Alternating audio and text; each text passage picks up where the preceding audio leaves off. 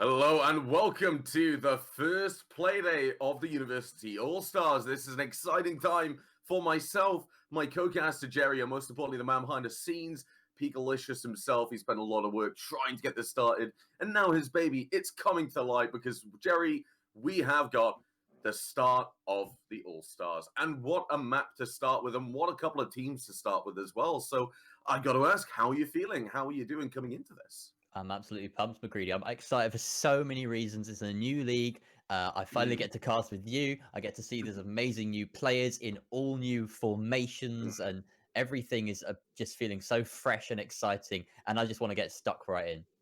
Yeah, and speaking of amazing players, I've got to give a little bit of a confession here. I know I'm going to be rather secretly stacked biased. It's not going to obviously show that much. I'm going to do my best to be partial, but I do low-key want one of the teams here to win more than the other one. I know quite a few people on both these rosters. I think there's only 2 names on here in the whole lobby that I don't recognize. Oh, Mr. Popular. Yeah, ooh, Jerry. I'm looking at our first team, the Fooking Zoo, who'll be going up against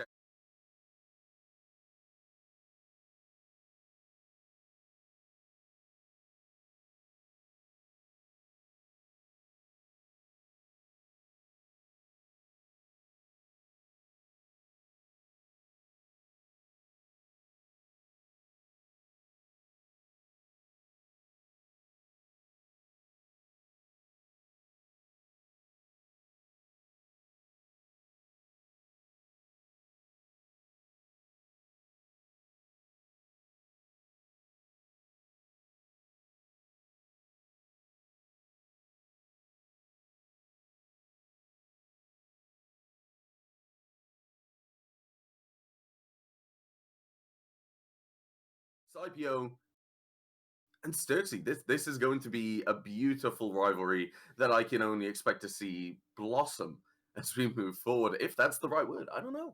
Maybe blossom, maybe flare up. Who knows? It could become a really heated one, maybe. And I mean, I love seeing in these maps as well, where there's a lot of kind of people know each other, people with these little mini rivalries or friendships.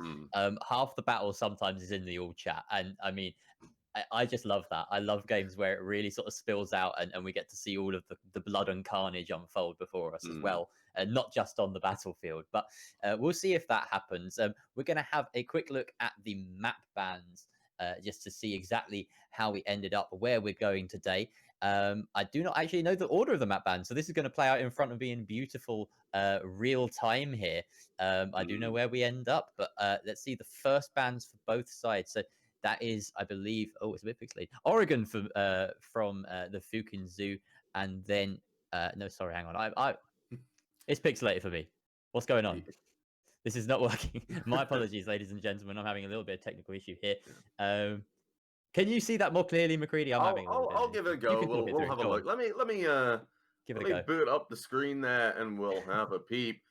But that is going to be Coastline, and I do believe, I'm not 100% sure. Yeah, there we go. There we go. Coastline and Consulate, the first 2 bands coming out from the zoo and Chexerland, respectively.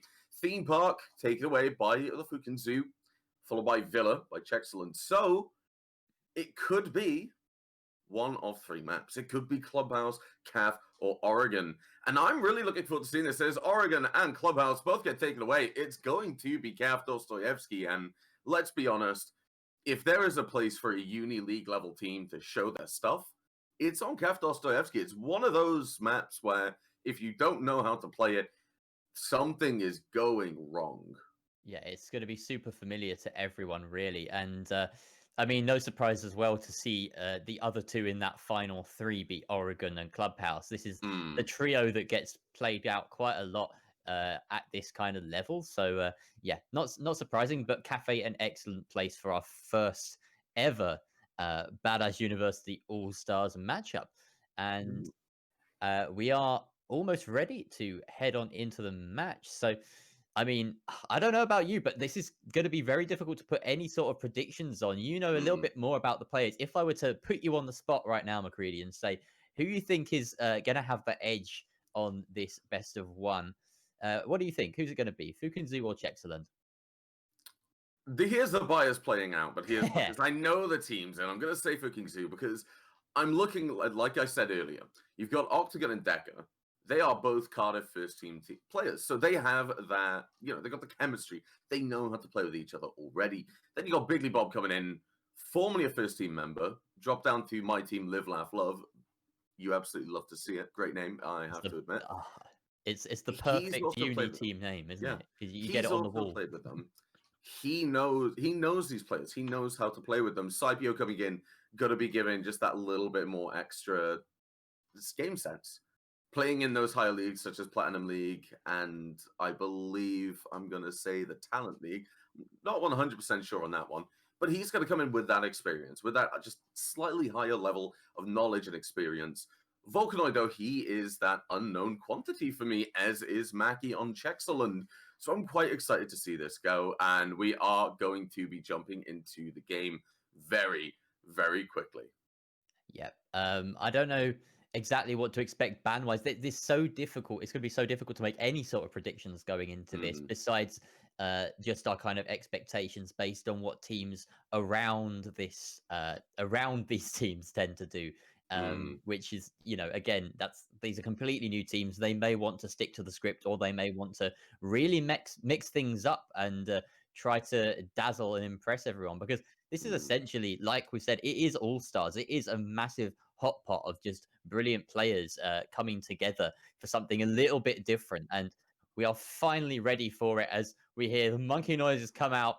Everyone's super excited to get on in, players included, myself included. McCready, let's see how this goes out.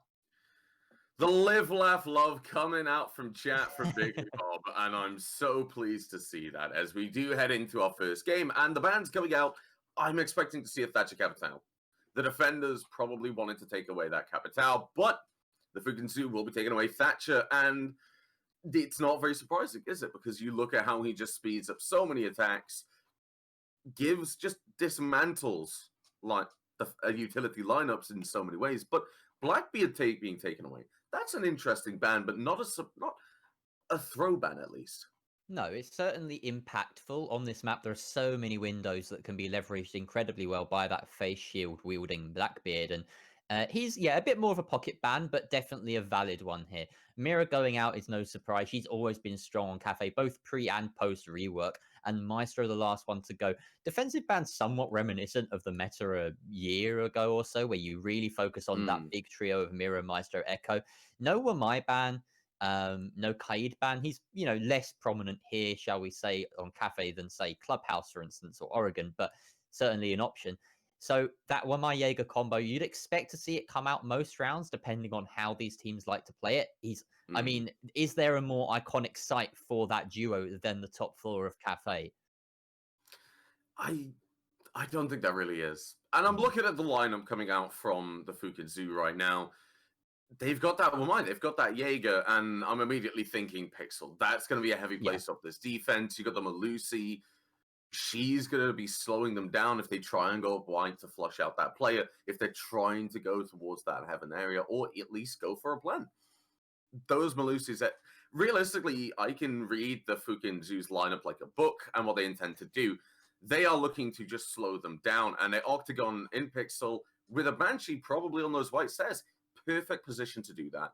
He can just drain so much utility, apply so much pressure. If Chexerland try and go for a push, then he just swings. He goes for a kill and he gets it. They need to get rid of Octagon, and they need utility to do that. I can see the potential for some aggression as well coming out from the Fooking Zoo, just because of that Valkyrie pick. She's obviously much more valuable in a setup where you're lacking that Maestro because he's been banned out. She will looks like a fairer number of her gams are being used inside, but you definitely want to gain some intel on the approach of Chexerland with those Valcams. So I won't be surprised to see them enable some early peaks, some early runouts, perhaps. And it looks like CPO is the first to try and peek towards that west spawn, but no one going that way. Everyone coming from River Docks, which is my personal favorite. It's the least likely to be peaked, so I always go there because I just can't deal with spawn peaks. But I'm a filthy silver, so these guys are probably better than me anyway. Well, I mean, everyone's got that little bit of talent inside. I don't think it's necessarily. Emphasis on little, in I my don't case. think it's your bad. I think it's you It's haven't everyone reached else that is good. potential yet. I mean, Everyone else is good, and I'm bad. That's the well, that's okay, the line I go we'll let it go there. But with. just to give some background, Scipio, Stixie, High Plats, the Fugan Zoo, as far as I know, aside from Volcanoid, I don't know about that. All High Plats, pretty much a similar case on Chexerland, if the seeding is anything to go by.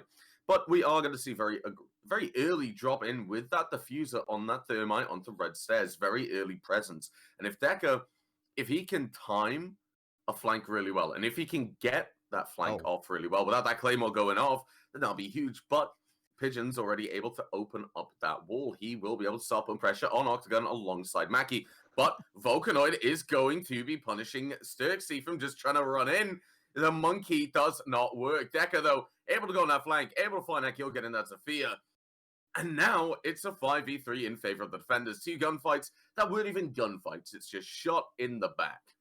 Volcanoid getting away with absolute murder there, and he's actually decided to stay put as well. I'll be very surprised if he isn't punished in his position. The Thermite crouch walking along will actually win the fight, but again falls to Volcanoid, who's just staying in this spot and getting away with just absolute murder. Like I said, there's no way he shouldn't be punished in this situation. He's still in that spot, and it looks as though the Ash of Mackie knows Scotland is going to walk into his line of sight now instead. This is a little bit negligent, really, from Chexerland to let him go unpunished. The spray comes through the wall, but it won't actually connect at all onto the prone Melusi, who is literally just staying put this entire round. A couple of shots there almost connecting with the head of that player in Pixel, but Mackie has it all to do with 26 seconds left. Diffuser has been dropped in no man's land. He's got to walk into an effective crossfire here. Surely he punishes the Melusi right now. No, he doesn't. Decker is instead the one to find that kill. Mackie falls, and I mean, I really don't know what was going on with the communication there from the attackers, but that was a little bit sad to see. Decker especially and the Melusi prone doing all of the heavy work. I think it's safe to say 1 drone and you've saved 3 people. Yeah. Yeah. All he needed was 1 drone. The hatch wasn't even popped from Volcanoid. He just kind of sat there and said, sure, I'm just going to play my life. I'm just going to leave when I die. And I don't think the call-out really even came out from Chesterfield. They just kind of went in and they just shot. He just shot them. They didn't check the corner. They didn't drone. Sturksy going in immediately. If you lose such an early gunfight, if you lose that player so quickly, you need to give the information. There needs to be a refrag, especially when you're trying to mount your attack. And that just didn't come out. And we will be heading to that bottom floor. We'll be seeing almost the same lineup, but the Cade coming out. And the Cade not being banned, that's not very incredibly surprising to me, because you look at some of the other bans you can have on the board. But bringing that Cade just speeds everything up and gives that Freezer side a lot more viability than a Bandit would. Because you can, with 1 claw, as you're about to see, you can get 2 walls on there. And if you go to the Freezer side with 1 claw, you can get the 2 Freezer walls and the hatch. So if you know that spot and you can pull it off, that's absolutely huge. The best thing about that first Electro Claw as well is that it's indestructible from above, and because of the massive vent in the way. And vertical play is very important, as we can see for Chexerland, who are opting to bring that sledge, pretty much a default pick on this attacking, when attacking the kitchen at least. And yeah, that's going to protect the Kaido Electro Claw. We got to see as well the exact placement that Octagon managed to get on the ceiling to electrify both walls and the hatch in Freezer, which is very nice to see. But of course, that is just on some soft ceiling, so much more easily removed if Chexerland know about it. And while we're waiting for these players to start moving in, we're seeing a very different playstyle from Chexerland. They've opened these windows, they know these windows are open, they expect to roam, so they're getting the drones in. They're checking these positions. They're not just jumping in like we saw Sturksy do in the last round. They are trying to be more coordinated, and that's what you'd like to see. You've got Mally and Pigeons. They're going to the VIP side. They've got that brown stairs window. They're starting to move in, and they're droning themselves in. They're also not alone, because Sturksy, they're going to be going into the engine room, trying to get that vertical play while you have these 2 players trying to catch roamers off guard, having control of that VIP area. But Maggie, He's going to be able to get control of Decker. Decker being taken out, being able to find 2 kills in the last round. No more in this one. No, that's a clean entry and exactly what they needed. But Scipio going on the roam, retaking mining just as the attackers made their way through there and doing a lot of damage to Sturksy. But now he's kind of trapped behind this mining prop and he needs the support of his teammates really to get himself out of this one. He's actually going to bail out the window and go for the full rotate down to the bakery door. No one left outside for Chexerland, and that rotate will go unpunished. Yeah, with that sledge still on the board now, the first kill of the last round, having that sledge getting the vertical blade, that's going to be huge. You could just put so much pressure on the defenders, and there's only one thing that can really counter it, and that's a C4. And failing that, you have to get Biggly Bob with that shotgun on smoke.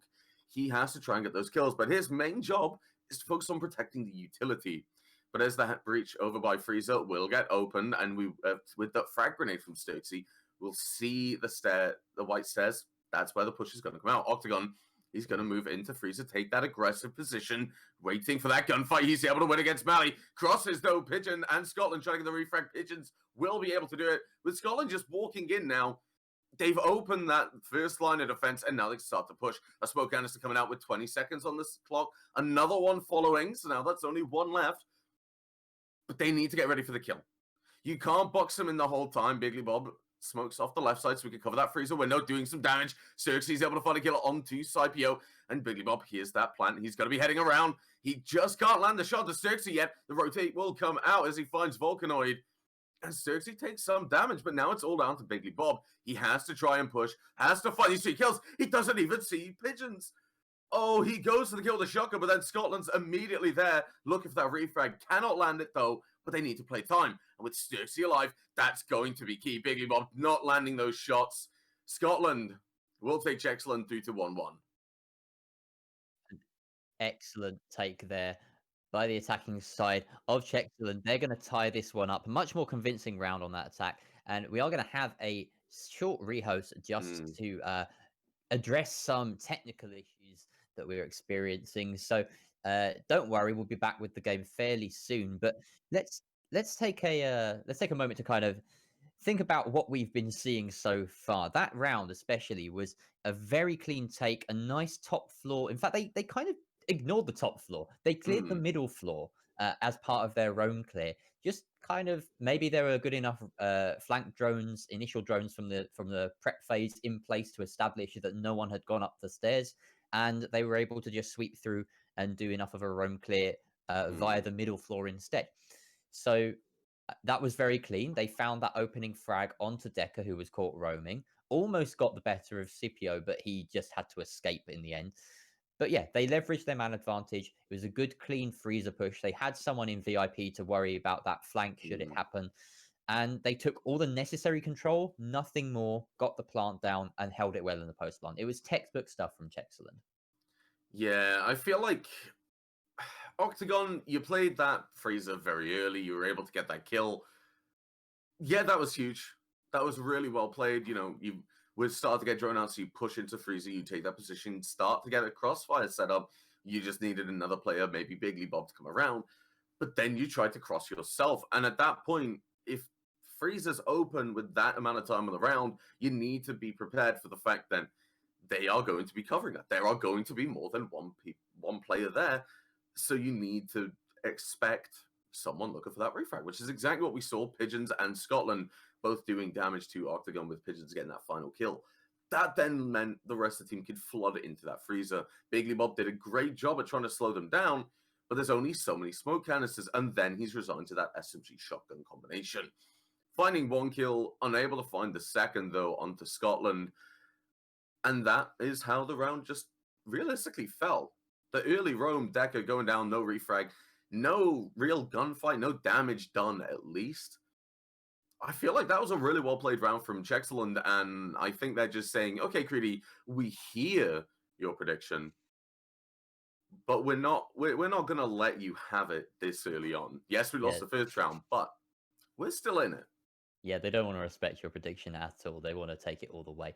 I was just thinking, where despite the fact that Chexerland did so well there, and that was a really impressive take, there was some elements of it that they could definitely look to improve on. One of them, I Mm, think, was in that post plant. They made it a little bit too easy for Billy Bob to make his way into the area with the diffuser, take down the mm, planter, and allow him time to kind of reassess and do what he needs to do.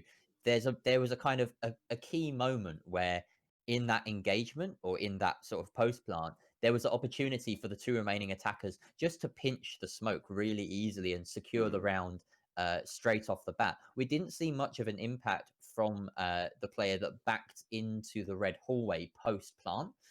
Obviously, mm, he was playing as safe as possible, and that's one way of doing it. But when you know that you're one versus, when you know you're 3 versus 1 or 2 versus 1, oftentimes making sure that you get that coordinated pinch is a bit more safe than going for the sort of delaying strategy where you mm. allow the defender to take 1v1s because that's how clutches happen.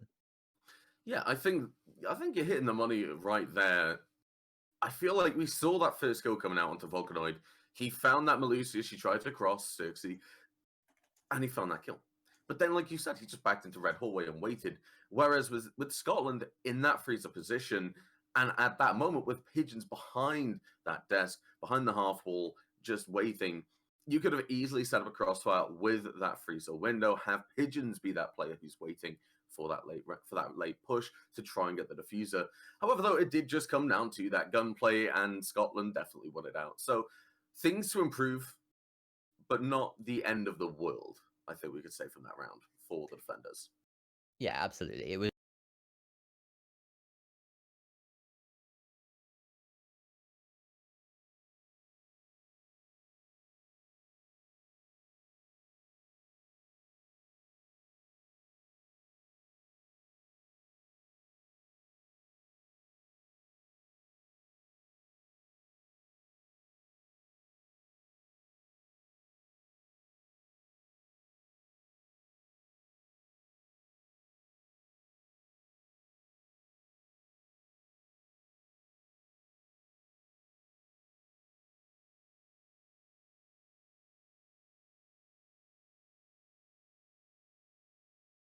of similar ability, Mm, they do sort of turn it up a gear, and suddenly you start firing on all cylinders. You start thinking, "Oh, what if we do this differently? How about we do this?"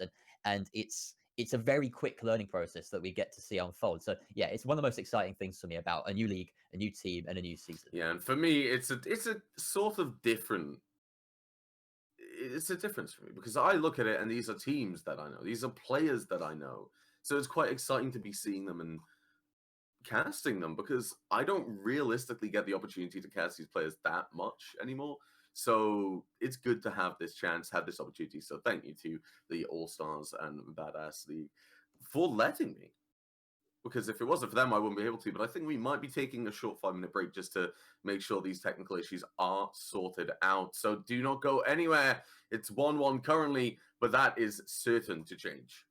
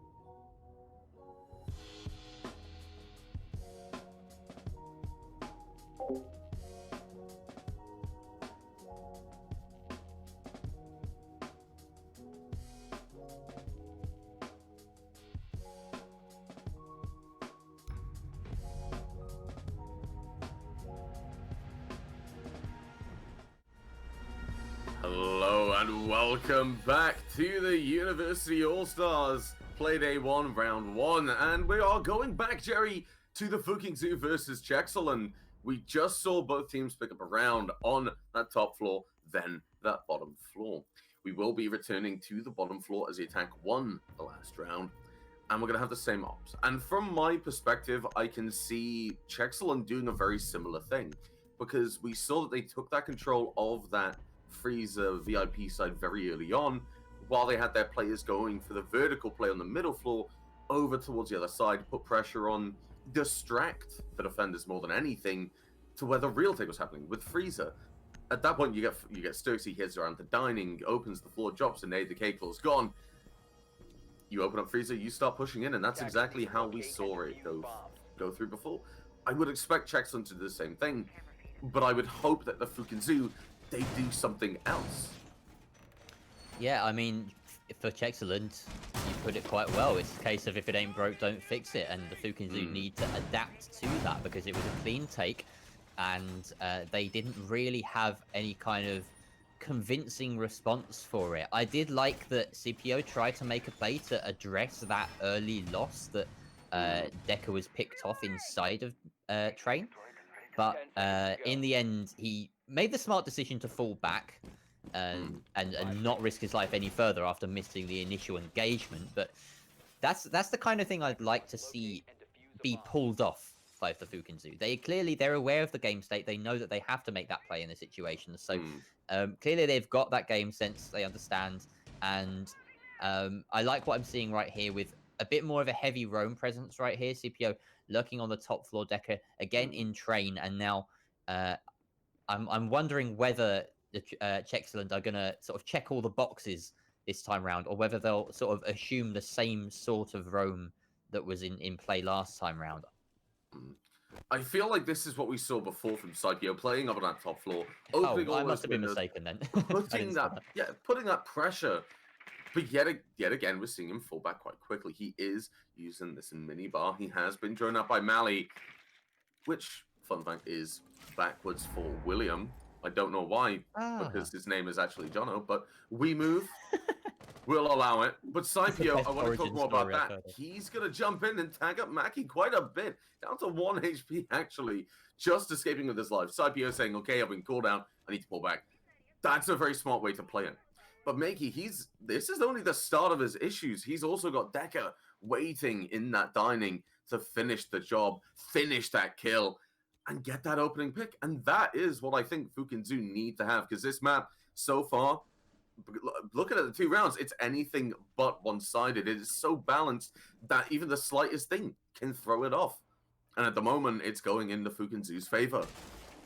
It really is. There's not enough being done to address that roam right now, and they're essentially sandwiching themselves between the top and bottom with these defenders. They have to worry about bullets from above and C4s from beneath. So this is Chexerland putting themselves in a really sticky situation, and they're going to have to fight their way out of it. With 1 minute and 4 left on the clock and still 5 aside, Mackie is going to be holding this angle, expecting the flank down the stairs, but with only a bullet's worth of HP left, he's going to be really brave to take that. Mally will find the first kill onto Volcanoid, who's caught retreating through prep, and that's exactly the start they needed, working those vertical angles well. And they're giving a lot of support to the players that are looking to get the bakery open, covering that prep. That means that wall can get open. Octagon, though, is able to find a refrag onto Scotland.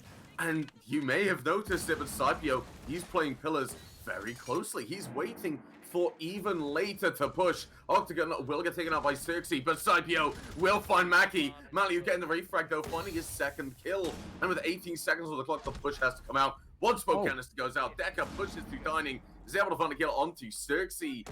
And now it's a 2v2. The plant has to come out from Pigeons, but the Zoo know exactly what has to come out. Bigley Bob, he is watching. The Valcams are in support, and he's going to be pushing through. He spots one player, but doesn't find the kill. Mally's able to find it, getting his 3rd kill. Oh, and now it's all down to Decker. Sorry, Scipio having already fallen. Decker pushes down the red stairs, but doesn't know that he's moving into the waiting side of Mally. He wins that gunfight, though, and Decker pushes towards double door Pigeons.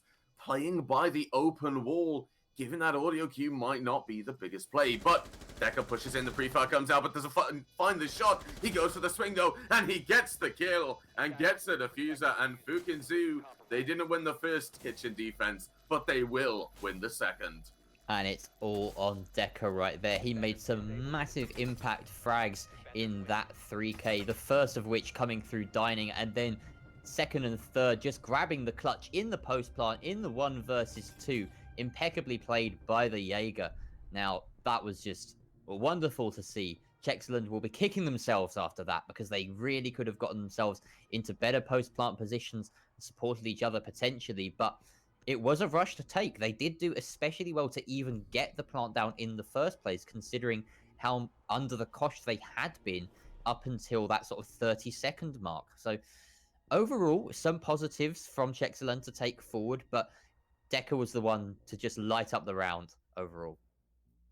Yeah, very close at the end there, coming down to that 1v2, but able to win it out. And Melly, a very strong round coming out from him, and realistically, mainly just impact kills. You saw earlier, like I said, we saw Vulcanoid, she was trying to pull back from prep, or she was trying to swing. She was trying to put pressure on at the very least. Mally was there finding that kill from above. That was absolutely huge. As a C4 off the board and an MP5 gone as well. And then Mally able to get a refrag onto Scipio after he finds a kill onto Makey, but he was already really low on HP anyway. A sneeze would have killed him. So Mally getting that refrag, I feel like it favored Chexerland a lot more. Then going down, then able to find Biggie Bob taking away the smoke at a close range. That's a huge kill. So really good effort from them. It just came down to Decker to win it out. The Fooking Zoo had to rely on him. That's not a good place to be in, if you have to rely on one of these players to make those plays. But I'm pretty sure they're not complaining, as they do return to that top floor site with a very similar lineup. But nobody in that cigar closet. Scipio playing towards the red stairs will hear that rappel. And it sounds like he's ready. He has a C4. He could go for something, but he's just going to drop down below. He's going to wait until they come in to that red stairs, to that new balcony area. Yeah, and with a couple of C4s on board, no, sorry, just the one C4 on board for Scipio, he can play beneath, he can play quite safe and deliver a nasty surprise as soon as the attackers decide to push into piano. So he doesn't need to be too aggressive in this situation. He just needs to wait patiently for the opportune moment to strike. Meanwhile, we've seen this all before. Plenty of presence around Pixel in terms of utility, and of course the lone Wamai sitting there. Octagon's going to be the one to be that sort of first barrier to the attack, as everyone on Chexerland looks to drop into red. They're just scouting it out, making sure they're not dropping into a horrible crossfire of some kind. But at the moment, the Fooking Zoo are playing it fairly passively. In fact, they've only got one player on the top floor right now. Is it? No, two. And they've got Billy Blob on white stairs. So we actually have Decker and Scipio playing below. The first kill will go in the direction of Chexerland, and Sturksy picks up the double for his trouble, taking out Octagon as well. The Wamai unseated from that long angle across through the trash wall. C4 is lethal there, though, dealing with the sledge. And now it's a 3 versus 4. Yes, and Decker's going to even it out to a 3v3, finding one, but Mackey's immediately there with the Ash, clearing out that pixel position with that R4C, taking out the ADSs. Now he can use some of his utility, but not all of it, because the Wamai Magnus is still there. Scipio, though, has pulled to this white stairs position. Big Bob playing very aggressive, gets that diffuser with the shotgun, gets the kill. The swing comes out from Mackie, but Big Bob shuts it down, and now it's down to Mally. I gassed this man up at the start of the round saying he did a really good job, but he needs to do it again. He needs to find 2 more kills. And against Scipio and Big Bob, this is very, very... it's daunting. That's the only word I can describe. The crossfire is set up. Big Bob is there to support Scipio. As Scipio takes the longer angles, understandably, and Big Bob, with 20 seconds, is about to start smoking off that diffuser. Mally needs to play for the frags here. He's not going to be able to get that diffuser and go for a plant. Another smoke canister goes out, and a third will be sure to follow. And the black eye camera, still up, will be removed now. 7 seconds on the clock. It looks like Mally, he's going to try and push, but Big Bob is waiting. Gets tagged a little bit, but the kill won't come out. And the Fooking Zoo pick up another round on their defense. And seriously, that was a huge effort there Unfortunately, you dropped alone. Biggly Bob was over by Pixel, so as soon as you died, there's nothing more you could do. Shocking, I'm right, Jerry? When you die, you can't do anything. But No, as yeah. soon as Dirksy drops, he gets 2 kills. The C4 comes out immediately to refrag. Yes. It was just the main thing for me is that Biggly Bob made the massive play on Pixel. There's no way that he should be allowed to get away with that. Really, that double shotgun swing was what sealed it in my books, really, for the Fooking Zoo, because before that they had enough control. It was a 3 versus 2. They had diffuser. They were ready to push in. But I think another really telling moment was Mali spending about 30 seconds or so in the 1 versus 2, just thinking, okay, do I go for diffuser? Do I try and get an early pick before pushing on in? And then at about the 10-second mark, seeing, okay, I can't go through this smoke grenade. I've got to go for frags. And then he spots the Valkyrie cam and he realizes, oh, my dilly-dallying was completely telegraphed. There's absolutely no way that they were ever going to push me in that situation. They knew my movements, and I've just wasted about 40 seconds trying to kind of hunt for kills at long range. Yeah, they saw the indecision. They saw that he didn't really know what he wanted to do in that round. And, I mean, you could only criticize Fooking Zoo if they did try and contest that. But Saipio, playing very aggressive, they realize that they don't spawn over by Chris with Saipio. He's got that C4 ready and that pulse scanner. So he's going to know when they push up. I'm really excited to see if this pull gets pulled off. But who knows if it will. Saipio unable to find his kill, but Sturksy will put some bullets through there, teasing him a little bit, but Saipio doesn't go for it. This is so tense. I really want to see something happen here, but it doesn't look like it's going to. Saipio staying on that bottom floor with that pulse scanner, while the rest of Chexerland, they go towards the museum. They've done a good job of wasting time, though. This is a very slow approach from Chexerland because they had to worry about the pulse. And now he's reading into the direction of their attack. Everyone on the Fooking Zoo can be pointing their barrels in exactly the right direction. And it looks as though the way that Chexerland are set up, they're going to completely ignore that top floor and instead go for a full dining take through train, which is very risky. Yeah, I feel like that would be fine if there wasn't a pulse below. Yeah. The pulse of that C4 can do a lot of damage, as I really don't think I need to explain. And we might be about to see it, but it looks like Saipio's just giving that information. Decker on the top floor, that's a lot of flying potential from him as well. But the constant pings coming out, Saipio doesn't spot the second player. He doesn't spot Scotland, but he doesn't need to. The information for his team, he's given his team will be enough. Now the C4 is going to be going out. The kill doesn't get it. Octagon actually removing it, stealing it from him, as Scotland will go down. Octagon picking up his second kill so far in this round. Saipio starting to push up now. He doesn't have that C4, but he does have the information. But he has a UMP, so it's tough. It's going to be tough, I'm not going to lie, but the Fooking Zoo, really good defensive positions now. Sturksy ready to drop into those red stairs, but Saipio, he's waiting. He knows you've got the diffuser down on Pigeons, and Decker's there baiting him. He can't get the kill, no, but he can certainly get anyone who tries to revive him. And 50 seconds on the clock. This is not the position you want to be in as Chexerland. So they're pushing that red stairs. They're dropping down pillars. Octagon's taking some damage, but it's not enough. They're not finding kills. Sturksy doesn't spot Saipio coming up behind him. He will do some damage, but he doesn't even get the kill. Not yet. And now Saipio's just going to feed as much information as possible. He goes to the quick peek, but can't get it. Where's the drop from Mali? He's going to be hunting the kill. Gives Saipio one of his own. And now it's a 5v2 with 20 seconds left. Effectively a 5v1 as well, as Sturksy now in no position to try and pick up Pigeons, who still has the diffuser on him. He just has to hope that everyone on the Fooking Zoo decides to peek him. And, well, it does happen, but it doesn't go his way.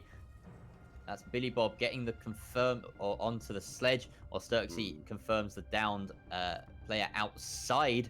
And a flawless round coming out there on the reading defense for the Fooking Zoo. So very nice movement, very well versed in terms of like adapting to the setup and the push that was going to come out from Chexerland, which was strategically flawed. Honestly, they decided to be very one-dimensional, pushing in through, well, setting up to push in through mining. It never really even happened. And then only by the minute mark did they start thinking, hey, we should clear out the top floor. Let's drop red hatch. It was just a bit disappointing, unfortunately. Very toothless attack from Chexerland. But, I mean, the Fukin Zoo just punished them for it so perfectly that I don't want to just say it was a case of Chexerland playing badly. It was also absolutely the Fukin Zoo wonderfully just reading into that setup. In no small part down to the pulse as well. That was great play, very patient, very well observed, not giving away his position by going for the early frag, the C4. Just knowing, hey, I can wait. I can make sure that I feed the information to my team and then get explosive a bit later on. Billy Bob giving Malusi's face a little bit of a close inspection there, and why not? She's a beautiful lady. Yeah. Now, I do want to talk a little bit about why... I want to talk about it, but I want to question it. Why was Pigeons going alone with that diffuser over by the engine? Yes, all the rest of the players started to push in, but why is Pigeon alone at that point? Yes, we saw him go down, and pretty much the whole team, they're on the top floor, or they're dropping into that red stairs or new balcony. There's nobody even trying to revive Pigeons. He's just there bleeding out slowly until the rest of his team is executed. And then he gets... I don't know why this is happening. I don't know what the thought process was, but it needs to change from Chexerland. They need to say, right, the diffuser's down, even injured. You can get another player in the fight, but you're not doing it. Decker, though, playing very close. I think Chexerland overall just needs to up the pace a little bit. That's the main problem right now. They're suffering a little bit with it when it comes to time. And they need to make sure that they get to the top of that building very safely. It's the pilgrimage that all teams make. And it's a sensible one because it's very difficult to approach this map from the lateral approaches that you could manage. There's very few safe entrances through doorways, through windows, and that's why pretty much everyone will attack it from the top down unless you're focusing, say, on the bottom floor and not doing any kind of roam clear, just going for a fully lateral take there. That's possibly the only place it's very, viable. Decker will, again, find one of the opening frags for his team, but he's immediately punished as he falls back, flops back onto that mining prop, and Scotland will seal his fate at least. So that's a big trade right there. It had to come out. They had to punish it. But the Jaeger and Ash going early on, I mean, we've seen this all before.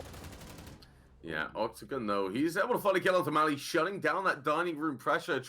As you see, Jackson, they're trying to take control, but Octagon, he's just going to find another. Peeking that dining, doesn't spot Pigeons.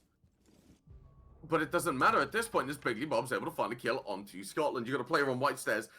Scipio, he's just waiting.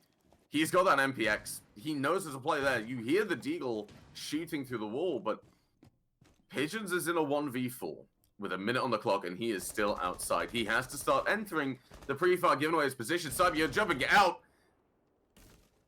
Pigeons doesn't... No, nobody's getting the kill, but Pigeons will finally finish him with that pistol. And now Pigeons are stuck in a corner. The rest of the zoo have rotated. And I don't want to say it's feeding time at the zoo now because that's already ended. That was when we saw Octagon and Decker over towards that dining engine area. And now they're just holding the angles. Now they're just waiting because what's Pigeons going to do? As long as you get a crossfire, as long as you get a double peek or play for a refrag, Chexerland can't win. And they can't even get the hatch open. The sad thing about it is he probably could get the hatch open if he decided to place an exothermic charge on the floor next to the hatch and then get the hatch, but he's not to know the position of that electrochlorine. Octagon will collect his third kill of the round. Some massive impact frags playing, especially in that reading corridor, and just sealing their fate right there for a very nice 5-1 split. And the Fooking Zoo are looking well on top right here on Cafe. Again, speed was somewhat of an issue, but it was more the confidence and the directionality of the attack right there from Chexerland. They didn't get to the roof in time. They didn't find themselves in the building just safely and swiftly enough.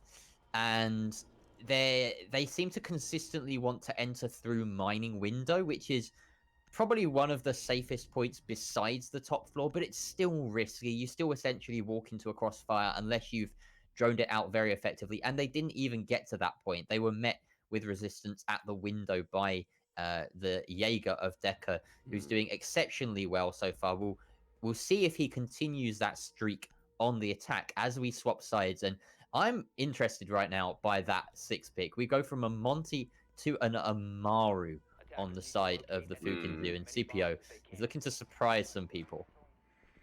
Yeah, I think Scipio, the way we've seen him play, I think he is kind of the dark horse of the Fukin Zoo, which is weird to say because he's been living up to the name of the Fukin Zoo. He's been going for the aggressive plays. He's just kind of said, I'm going to go for it. I'm going to make something happen. And 99% of the time, it's been working.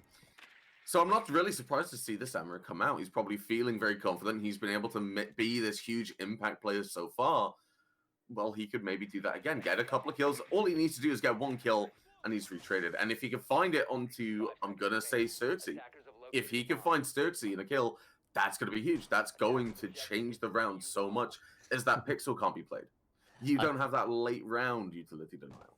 I feel like it would be so poetic if he does manage to kill his opposite number, essentially, both the endangered GG players, and that we see him zipping on up to the roof, just you know, you're not going to beat Scipio in a foot race to the roof on Cafe. It's just not going to happen. But maybe they can mount some sort of comeback here, Chexerland. They don't need to be too disheartened after that first half. This is definitely a defender-sided meta that we're in, and Cafe is a strong defensive map. So the 5-1 split isn't the worst thing in the world, but really you're looking at a healthy 4-2 if you want to be contesting right up until the end. So they do have a hill to climb. I won't say a mountain, but yeah, definitely a hill. And the Fooking Zoo are doing a good job. They've made their way to the top floor. Scipio looks to be getting down to that eastern side, and I'm very excited for the potential of him just springing a well-timed trap on someone like Mali or anyone inside of Cocktail, really. It does give a position away by spraying open that window, though. So maybe thinking of a different kind of approach here, or just turning the attention of the defenders away, perhaps.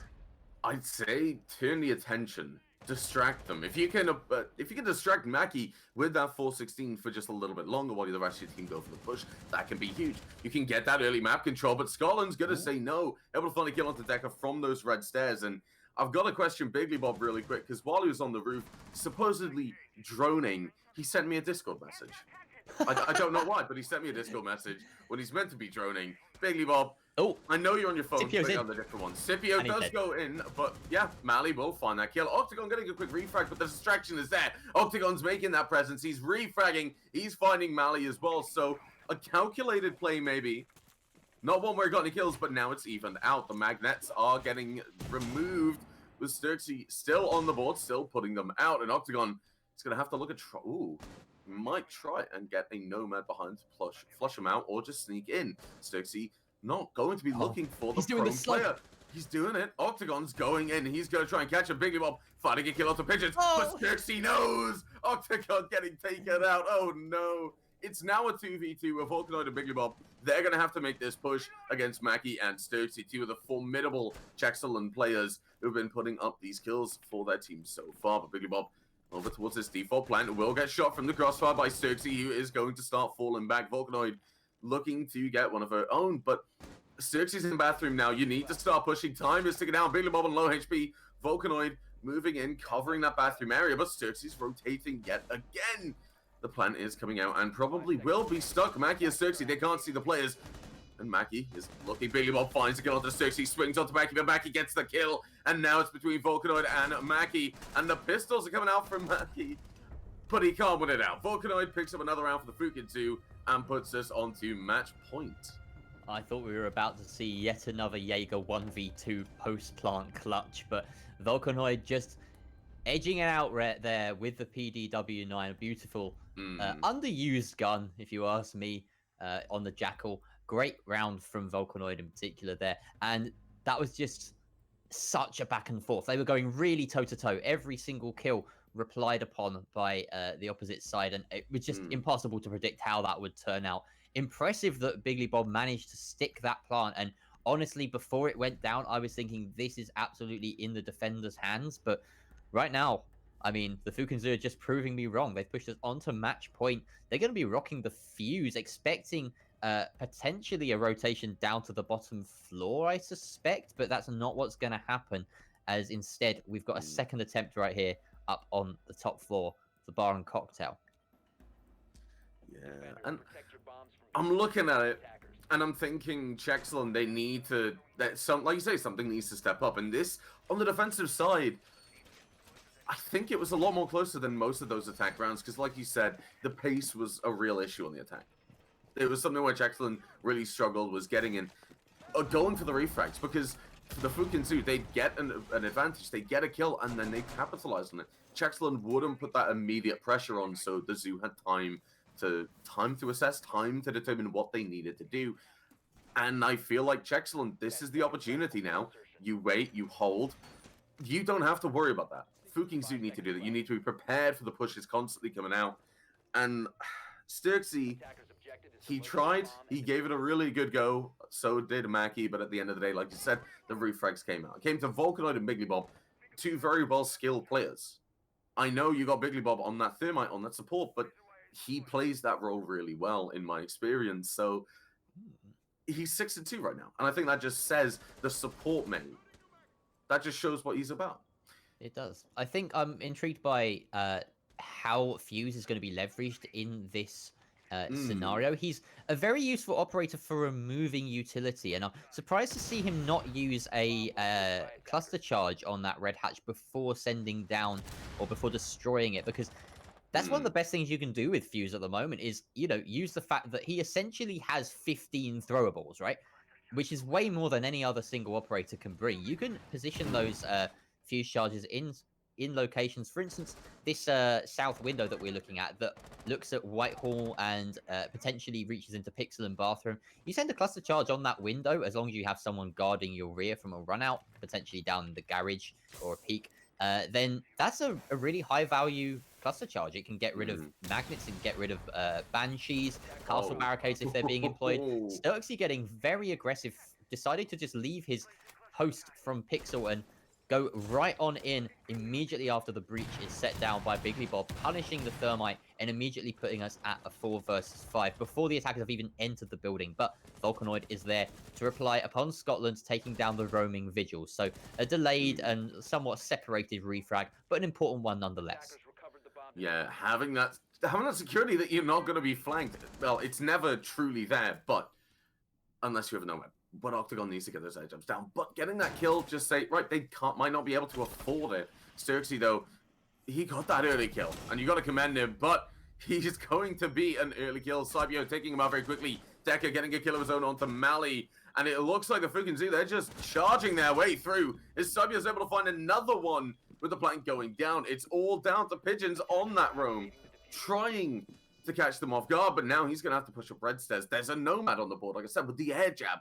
So Pigeons, he's going to have to trigger it one way or another. And Volcanoid Zook finds that kill? Oh, from the hatch, playing on the roof. The 90% of the game. That was well played, actually. Really good flank quad. You have to commend them, ready for it. And that is the first game of the New York Stars League. The Fooking Zoo going 7-1. Yep, and you've got to congratulate them. They were looking head and shoulders above the opposition of Chexerland, but it's not all over for them, I believe. We've got, of course, the Fooking Zoo gets to progress to the next round. We get to see them face off. Let me see, who's it against? Because we've got ourselves a lovely sort of double elimination bracket here going on. So they will move forward and face Team Triton. And that will actually be fairly shortly. That's going to be our game 3 of the evening. But before that, we have Lockdown Ludens versus Ophis. And like I said, it's not all over for the Fooking Zoo. They will drop down to the losers bracket and have essentially one more life in this whole thing, one more chance to push their way through all the way to the grand final of this round. I really like that. I really enjoy that game. I'm really glad to say that we did see the Fooking Zoo win. And we are going to have... I had a few questions here now. And we're going to have the opportunity to answer them, as we do have an interview with... And I'm not entirely sure who's going to be brought out. The production's going to tell me in a second, but it's going to be Scipio. He's going to be coming through and answering a few of our questions. And I don't know. I feel like that game, it felt a lot closer than it was, in my opinion, when you look at it. But then it was just the Fooking Zoo. They constantly, time and time again, had that extra edge that just allowed them to pick up those rounds.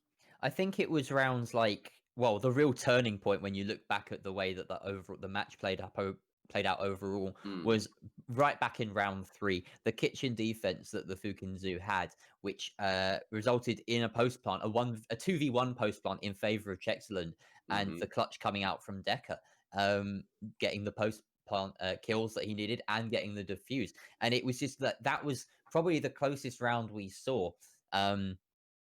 In that it came right down to the wire, but they just managed to take it. And it seemed like after that, Chexland lost a bit of that sort of self-confidence, a little bit of that belief, and they didn't actively address a lot of the issues that they were struggling with on their attacking half in particular. They didn't really get a chance to get going on the defense, so who knows? They may be a solid defensive side, but we'll give them the benefit of the doubt for this first game, of course. But yeah, I'm pretty excited to see how both teams progress. The Fukinzu definitely look very promising, already sort of staking their claim as one of the better teams in this entire tournament with that solid statement 7-1 win.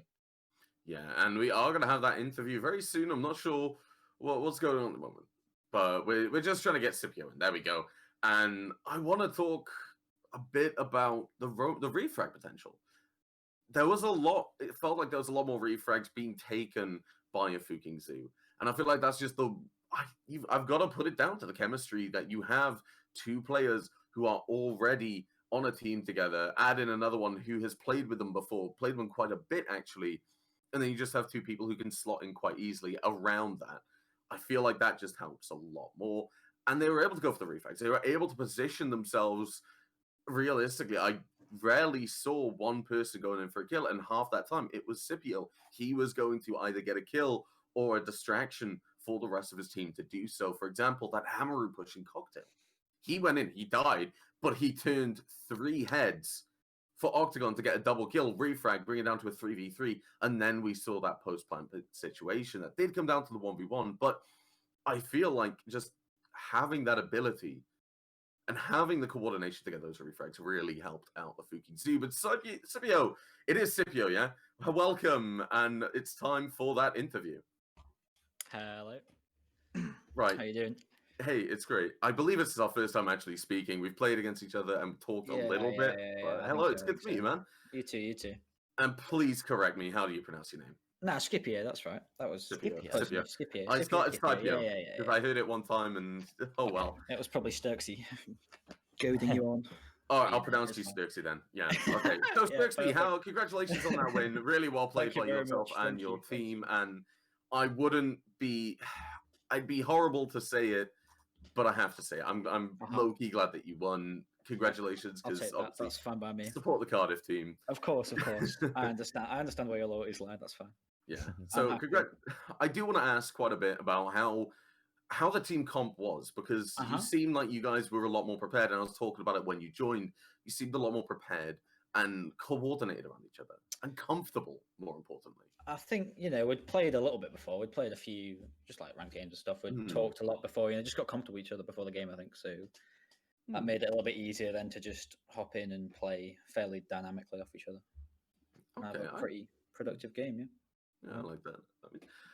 I do want to talk a bit going into the game. We saw quite a few solo plays coming out from you, and I do want to ask, what was the thought process behind it? Because I'm quite interested to see where you see 3 people from one university and you have 2 players trying to slot in around. What was the kind of thought process behind quite a few of those movements, i.e., that Amaru and that? The Amaru, yeah. That was it was based off the defender lineup. Was basically what we went off that, because they had quite an aggressive defender lineup. We hoped that Cocktail would be very lightly defended, but they had 2 people in there waiting for me to Amaru in the window, which was not epic. I think is the only way to describe it. But it was okay. We still won the round, so it's fine. I've not really got that many questions, but I don't know about you, Jerry. Is there anything you want to say?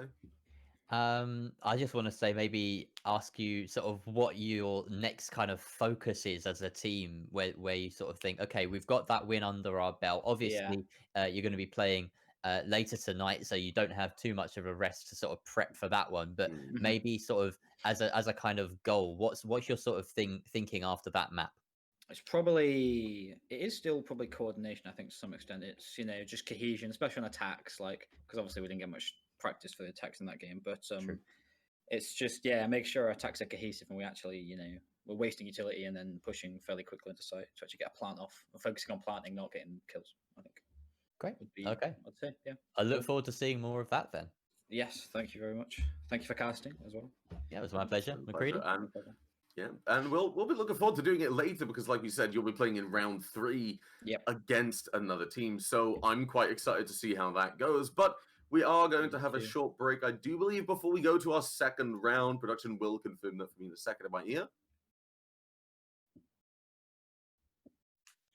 It looks like we're just going to be heading into our second game. Lockdown Ludens versus... I didn't really hear.